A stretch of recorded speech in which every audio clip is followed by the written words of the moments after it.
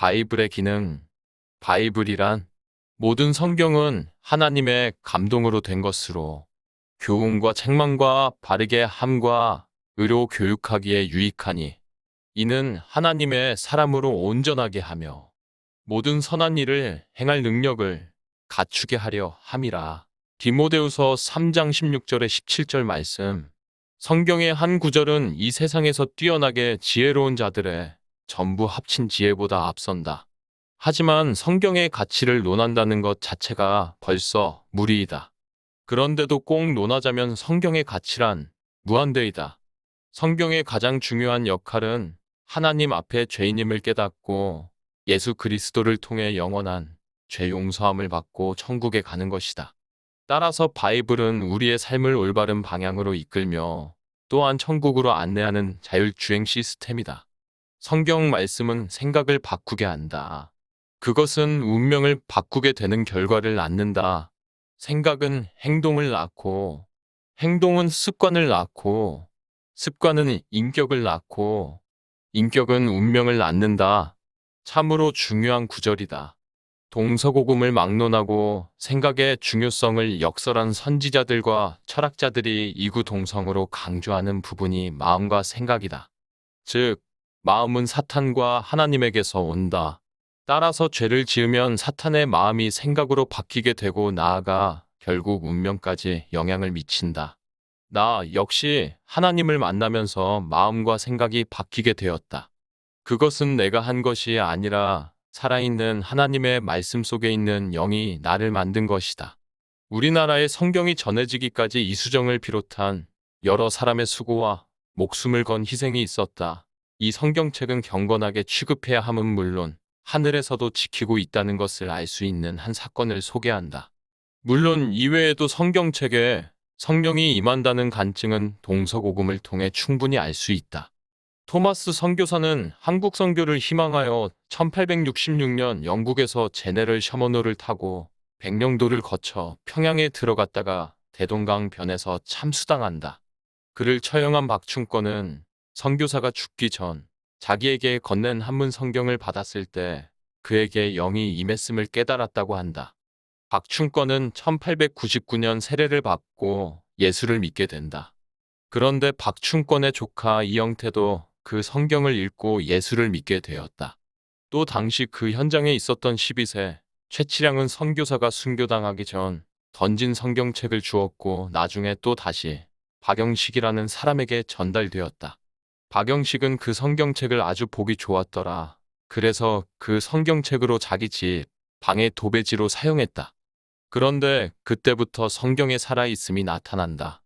한문으로 된 성경 내용이 눈에 들어오기 시작했다. 그 방에 있으면 낮이나 밤이나 눈 뜨고 있으면 눈에 들어오니 그것들을 읽다가 어느 날 영이 임했다. 얼마 후 그 집은 평양 대부흥 때 유명한 평양 장대형 교회가 바로 그 집이 된 것이다. 참으로 기적 같은 이야기이다. 선교사가 순교당하면서 건네준 한문 성경은 이처럼 사라지지 않고 살아서 움직이는 생명체가 된 것이다. 따라서 지금도 우리가 가지고 있는 성경책은 분명 살아있는 생명체임을 나는 안다. 성경은 3500년 전부터 기록, 40명 저자, 구약과 신약으로 구분, 1600년 동안 기록된 하나님 사랑의 편지이며 세계 인기 1위, 2400개 이상 언어 번역, 세계 90% 언어 번역된 세계 최장 최다 책이며 우리에게 전해진 절차는 히브리어, 영어, 성경 중국어, 성경 우리말, 한글 등의 번역 과정을 거쳤다. 그런데 성경 말씀은 모두 하나님의 말씀이다.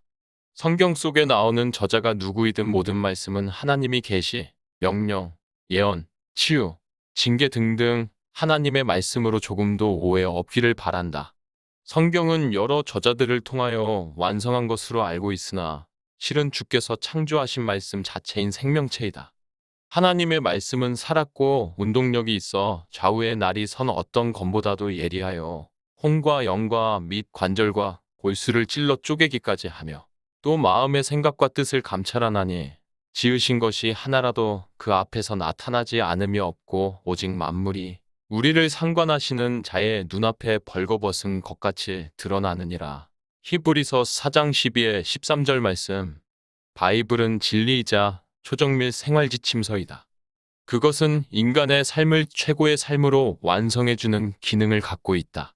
오늘날 이렇게 수없이 많은 교회가 난립하고 진리의 말씀을 왜곡하고 가짜 복음을 가르치는 등 올바른 진리를 찾고자 하는 성도들을 미혹해하는 시대가 되었다.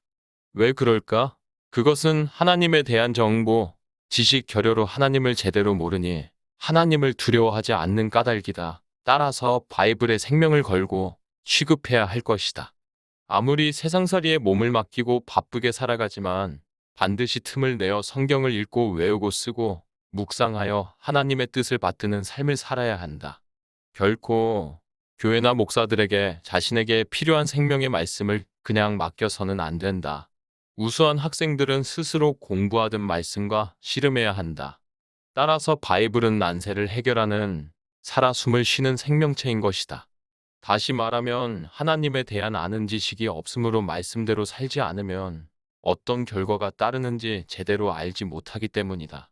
즉, 무지한 백성은 망한다는 말씀대로 또 어려서부터 성경을 알았나니 성경은 능히 내가 그리스도 예수 안에 있는 믿음으로 말미암아 구원에 이르는 지혜가 있게 하느니라. 디모데후서 3장 15절 말씀. 나는 바이블을 일찍이 제대로 알지 못해 인간적으로 큰 손해를 보았다. 그로 인해 가정을 제대로 이끌지 못했음은 물론 자식들의 삶도 차원 높은 삶으로 이끌지 못했음을 시인한다. 돈으로 따질 수 없는 손해를 본 셈이다. 하지만 늦다고 할 때가 빠르지 않은가? 다시 말하면 적당한 때를 만났다. 나는 바이블 보기를 즐긴다. 말씀이 다 좋지만 눈에 띄고 감동을 주는 말씀이 나오면 그 즉시 노트에 기록한다.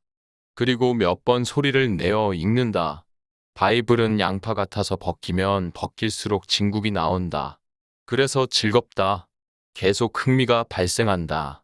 2000년 전에 기록된 하나님의 말씀이지만 이처럼 정교하게 살아서 역사하시는 말씀을 대하면 과분한 행운을 얻는다는 행복감에 젖는다. 내 눈을 열어서 주의 율법에서 놀라운 것을 보게 하소서. 시편 119편 18절 말씀 감사드립니다. 다음 편을 기대해 주세요.